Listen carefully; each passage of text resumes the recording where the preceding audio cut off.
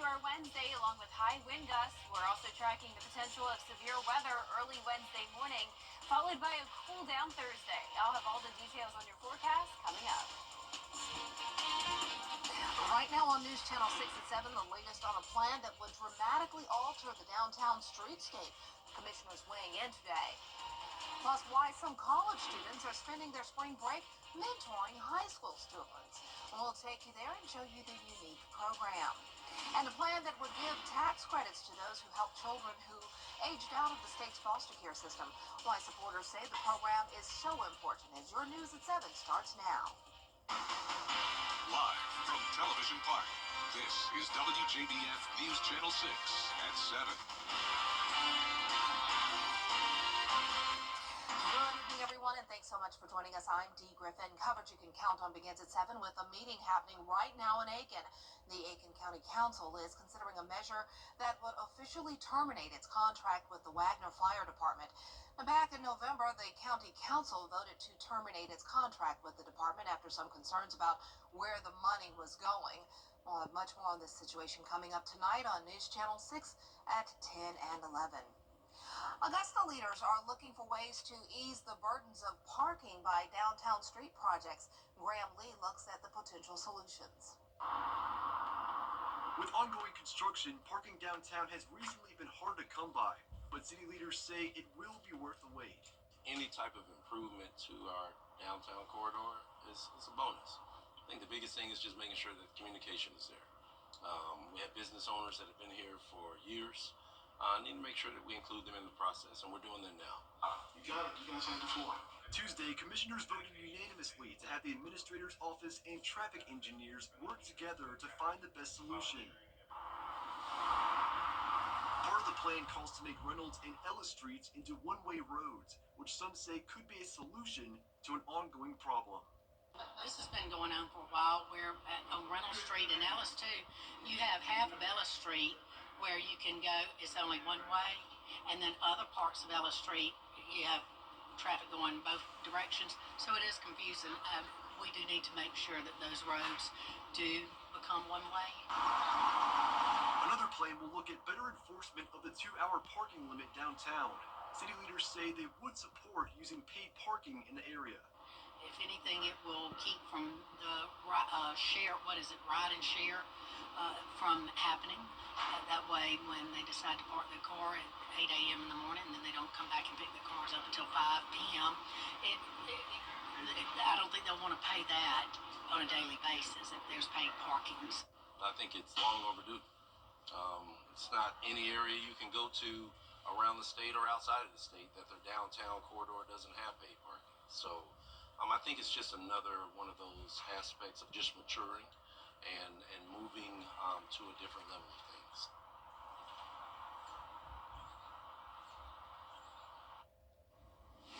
Time now for a quick check of our forecast with Chief Meteorologist Jenna Petracci. And the clouds moved in and the storms are right behind. Yeah, exactly. The clouds took over today along with the gusty winds. It's already very windy, and tomorrow those winds will be much higher. So right now on our Terry Lambert Hyundai Skyview cam, you can see the American flag going back and forth with the cloudy skies. We had no rain today, though, and we definitely had a warmer afternoon, high of 76 in Augusta. That puts us 8 degrees above our average of 68, but this morning it was still chilly. We got down to 36. Around the CSRA, we're seeing some 50s and 60s, 65 in Thompson, 61 in Barnwell. Swainsboro, you're at 64, Aiken at 63, Bamberg right at 60, 65 in Gibson, and 64 in Saluda. The dew points are in the 50s, so this is much better than yesterday. We had super dry air in place, which of course was leading to fire danger concerns. Now on the flip side, though, even though we have more moisture in the air, we also have those high winds, which will also lead to fire danger concerns. Those are coming out of the southeast, sustained up to 14 in Aiken, 16 in Augusta, and the gusts are now up to 25 in both Augusta and 23 in Aiken, 29 in Waynesboro, 34 now in Louisville. It's possible we could have a gust up to 40 miles per hour before we get to midnight. And this special weather statement lasts for just an hour longer. This will expire at 8 p.m. for the fire danger concerns. So refrain from burning for now, but tomorrow with the rain coming through, we'll finally see a stop to all the fire danger threats we've had lately. Our satellite and radar showing the cloud cover, a few sprinkles here in Bamberg and Allendale County, very, very light rain. This is the activity that we're watching for tomorrow morning. We have the warm front lifting to our north, cold front coming through tomorrow morning, and ahead of that, we have this line of strong to severe storms. So several severe thunderstorm warnings ongoing now out towards the west. This will be here tomorrow morning around 5 a.m., continuing through 8 a.m. Temperatures warmer near 60 degrees. Now, as we look ahead here, you can see we'll have a cool down on Thursday back to the 60-degree mark in the afternoon, and then it will be more mild with the winds finally settling down by Friday. I'll have more details coming up shortly, but back to you, Dee. All right, thanks so much. We'll see you in a few minutes. Some local school districts are altering their schedules due to the potential for severe weather tomorrow. Bamberg and Barnwell County schools will be closed Wednesday. Aiken, Allendale, Edgefield, and McCormick counties will all be on e-learning. For the latest information on school delays or closures, go to WJBF.com. Well, some Howard University students are spending their spring break giving back in Aiken. They're part of the university's alternative spring break program, and they're mentoring students at Horse Creek Academy. They're helping with English, history, science, criminology, and sports medicine classes, as well as the book fair. Higher service is bigger than just me, and it affects so many other people. And while the kids are also learning from me, I'm also learning from them. I'm learning about what they're into, what they're learning, and the different opportunities that are available to them. The students will be at Horse Creek all week before they return to Washington, D.C. Well, the Georgia legislature is considering a plan that would help kids transitioning out of the state's foster care program. Atlanta Bureau Chief Artis Seshadri explains. State lawmakers say there are thousands of young people in Georgia's foster care system. But once they age out, there needs to be a better way to help them thrive. We're excited. This bill limits overhead to 10%. We want 90+% of that money going to the needs of that young person who is now aged out of the foster care system and is trying to do the right thing. Doesn't want to be like the 71% who end up pregnant, the 82% of males that end up in association with the law enforcement system. This is for youth who have now aged out of the foster care system. And once again, it can be helpful.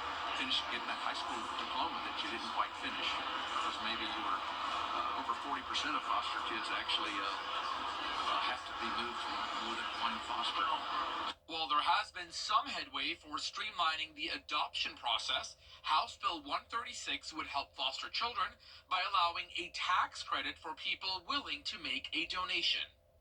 The Fostering Success Act would allow a tax credit to help organizations for children who are in the foster care system who have aged out. So those are teenagers, 18 years and older. So it would be $2,500 for individuals and $5,000 for corporations. And those funds would be a tax write-off to help those students after they graduate or finish up from the state's foster care system. And you can just see lives changed and the trajectory of a life changed dramatically because they weren't just dropped off the roads at 18, but they had both the resources and somebody who was willing to be a mentor, meet with them monthly, keep them on the right track. The Fostering Success Act would help offer tax benefits, and those funds would directly support things like education, training, housing, food, transportation, and healthcare to support foster youth. The bill is capped at $30 million that can be given as tax credits in Georgia. Reporting at the Georgia State Capitol, Archit Seshadri, Atlanta Bureau Chief. Another bill which has cleared the Senate would expand eligibility to foster kids for the Georgia Promise Scholarship. That would grant $6,500 for students to a non-public education institution of their choice. Well, South Carolina's organized retail crime bill is headed to the governor's desk for signature. The bill defines organized retail crime as two or more people conspiring to steal property in order to sell or exchange it for profit. The bill increases the penalty to a fine up to $50,000 and 15 years in prison. This is not just about protecting retailers, which we absolutely want to do, and protect the small businesses as well. This is about protecting people in their communities from having to pay even higher prices. Wilson estimates business loss about $121 billion because of organized retail theft. Well, still ahead, President Trump putting the final touches on his address to a joint session of Congress tonight as his tariffs take effect. The latest from Washington when we come back. Hey there, Georgia. Gusty winds will be here through Thursday morning, along with that chance of severe weather on Wednesday morning. We'll also see a big variety of temperatures. Some days will be cooler than others, and then next week we're warming up. I'll have that full Viper 6 forecast coming up. Well, guys, another tub to shower conversion completed. Y'all, what are we going to do with all these old tubs? I have an idea.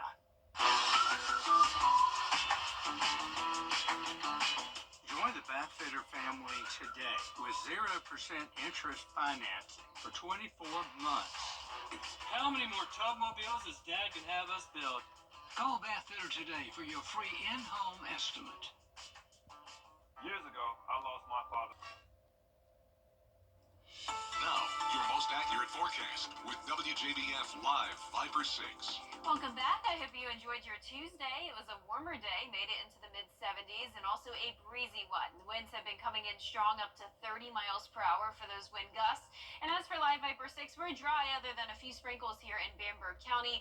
We have that onshore flow coming in with the gusts out of the southeast. You can tell it's cloudy outside as we take a look at our Terry Lambert Hyundai Skyview cam, a view over SRP Park and the river. We're sitting at 65 now, a southeast wind up to 16 miles per hour sustained. Luckily, the dew points are higher into the mid-50s. That will help with the fire danger concerns. But of course, we do still have those gusty winds. Now, once the winds settle down and we have the rain coming through, that will help prevent any of those fires from continuing to spread. Around the CSRA, temperature-wise, we're down to 59 in Allendale. Our southeast counties are actually a little bit cooler. 63 in Aiken, 64 in Saluda, Louisville at 65, and 66 in Sparta. So the warm front's lifting to the north of us first. So tonight will be around 20 degrees warmer than last night.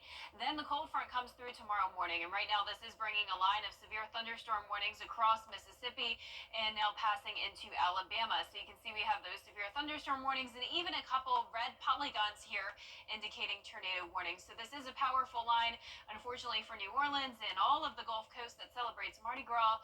Not a good setup tonight for Fat Tuesday. Now for us tomorrow morning, not a great setup either for your morning commute. It will be a messy start to the day, widespread rain, high winds, upper 50s in the morning, and then in the afternoon, a big change of pace. We're quickly back to sunshine and we're in the low 70s. Now here's the risk outlook from the Storm Prediction Center.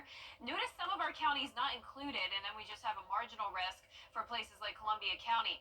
Then from Augusta down towards the south, we have a slight risk, level 2 out of 5. So that's where there's a higher chance of these storms becoming severe. But I don't want you to get caught up on severe thunderstorms. This is really just going to be a big wind event. We're going to have those high winds regardless of storm development. Once again, up to around 50 miles per hour. We have a wind advisory from 4 a.m. to 7 p.m. So to be sure to secure any loose objects, bring the trash cans inside tonight, and prepare for the possibility of some tree limbs down and maybe a few isolated power outages tomorrow. Here's 5 a.m. on Wednesday. This is the line that we're watching for severe weather potential. You can see as it moves through Augusta right around 7 a.m., it is bowing out a bit, indicating the possibility of gusts up to 60 miles per hour. But look at how thin this line is. This will be a brief 10-minute period of torrential rain, extremely gusty winds, and then it's through with. Now, the winds will still be gusty behind it, but this is more so just rain and not necessarily storm. So overall, in and out of here very quickly. By noon, Barnwell, Bamberg, and Allendale finishing up with the rain. Now, here's the winds tonight at 8 o'clock. Still up to 30 miles per hour, increasing to 40 to 45. Tomorrow, this is 6 a.m., 46 in Augusta. Very possible we could have a gust up to 50. And then by the time the rain clears out, it will still stay windy all the way through Thursday morning. Now, the good news is that we don't have to worry about flooding. This will be moving so quick that we'll only see up to around a half of an inch of rain. And then after this front clears, we'll drop to 60 on Thursday as our high, warming up on Saturday into the upper 70s. And just like this past weekend, it's a split forecast. So a warmer day Saturday, cool down on Sunday. And then for that second week of March, we're going to look much warmer. We'll see highs go into the mid to upper 70s for the majority of next week. We're also going to see our next rain chance Saturday night into Sunday, and we'll be watching that for the possibility of some storms as well. All right. Well, thank you for keeping us informed, and we'll be tuned in, and we can always go on the weather team's I'm sorry, I'm just drawing a blank here. The app. The app. Thank you. The yes. app. Yeah. That's where the warnings will be. Yeah, because I will definitely be have it in my hand. Well, coming up on News Channel 6 and 7, new guidelines when it comes to how much screen time is too much for kids. And you might be surprised by what those guidelines say. Stay with us. Right now, Pet Dance. Chief Meteorologist Jennifer Tracci. Weather coverage you can count on. You can't always choose the weather, but you can choose your weather app. Go with the most accurate and most trusted, the Live 536 mobile app. Download it today. You don't have to be a parent to know teenagers tend to spend a lot of time glued to their devices. While there's been concern about how much time teens spend staring at their smartphones and tablets each day, some experts say it's more of a question about quality than quantity. Melissa Don looks at some new guidelines. The increasing demand of our digital world has led to more and more people consuming digital media, including teenagers, which is why the American Psychological Association, along with YouTube, created an evidence-based guide to help parents navigate the world of teen video viewing. It is the type of content that they're watching, what they're seeing, that matters much more than how they're getting it, whether it's television or videos or screens. Following analysis of hundreds of studies, the APA suggests parents develop healthy viewing habits and balance screen time, starting by focusing on beneficial content that fosters positive social interactions, has educational material, or sparks joyful, inspirational, funny storylines. ABC's chief medical correspondent, Dr. Tara Narula, suggests teens engage in content such as DIY or how-to videos. Educational content where they can learn new skills, how to problem solve. I know my girls learn how to crochet and bake on YouTube, for example. Then there is harmful content to avoid. Videos which depict violence, aggression, or discuss substance abuse, risky challenges, or present unrealistic body standards. Dr. Narula advises to teach teens media literacy, including being aware of AI-generated content. The other thing is getting engaged in what your kids are watching. So asking them, for example, what are you looking at, with these open-ended questions? Why does this interest you? As opposed to being maybe critical or judgmental. The American Psychological Association recommends no screen time for children under 2 and limited hours for kids under 5. As for teens, they recommend limiting time spent on certain digital activities rather than choosing a general screen time limit. Melissa Don, ABC News, Los Angeles. You're invited to the Rooms to Go anniversary sale. 15minuteoffer.com. The CSRA is full of amazing women. Women who inspire. Women who innovate. Women who lead. That's why News Channel 6 brings you Women to Watch. On the last Wednesday of each month, News Channel 6 recognizes local businesswomen who are making a positive impact in our community. Nominate someone today at WJBF.com. Sponsored by Goodwill. It's the Rooms to Go anniversary sale. A man in India took on the movie theater industry and won. A man sued a theater chain because the movie he went to see ended late. He says the 2 public service announcements and 17 commercials that were shown beforehand caused him to miss a work call. Not like he could get up and go take the work call, perhaps. He was seeking more than $700 in damages, and he's receiving half of that. The ruling said 25 to 30 minutes is a considerable amount of time to sit in the theater and watch unnecessary ads. As I said earlier, I don't like previews and ads and things. Just give me the movie I came for. Oh, yeah, I totally agree with the guy, but it's like, where has he been? I mean, this has been the norm for years. And why didn't he just walk out into the lobby and take the work call and go back in? Right, I guess he was so scared to miss the movie. That's a good point, but I agree. Previews, I'm like, Too much. We're going to see them on TV anyway. Yep. So why do we have to see them at the beginning of a new movie? I paid to come see the movie, not the previews. Yeah, and it's upsetting when you pay for these streaming services and they're filled with ads, every single one of them, unless you pay extra. Right, they've got to make their money. Well, our 10-day forecast is showing rain and storms Wednesday morning. It will be a windy day and still warm. Then down to 60 on Thursday, back to sunshine. Another chance of rain and storms Saturday night into Sunday morning, so really won't impact your weekend too much. Saturday's much warmer, and then Sunday's cooler. And then next week, we're starting out sunny as we warm back into the upper 70s for several days ahead. All right, sounds great. Well, that's all our time for now. Thanks so much for joining us. Entertainment Tonight is next. Have a great night.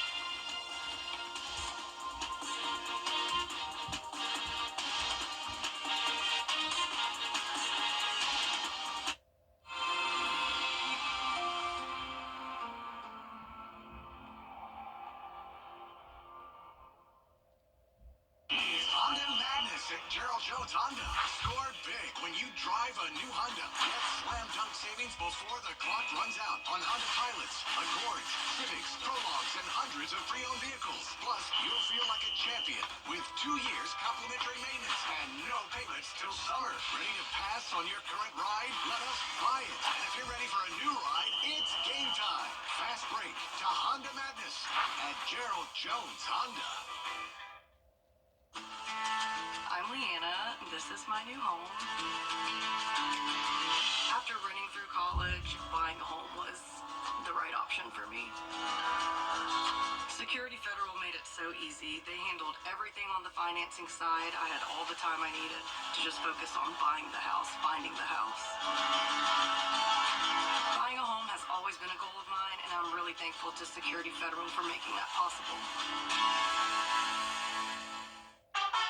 He's Mayberry Sheriff without a gal. Hello, doll.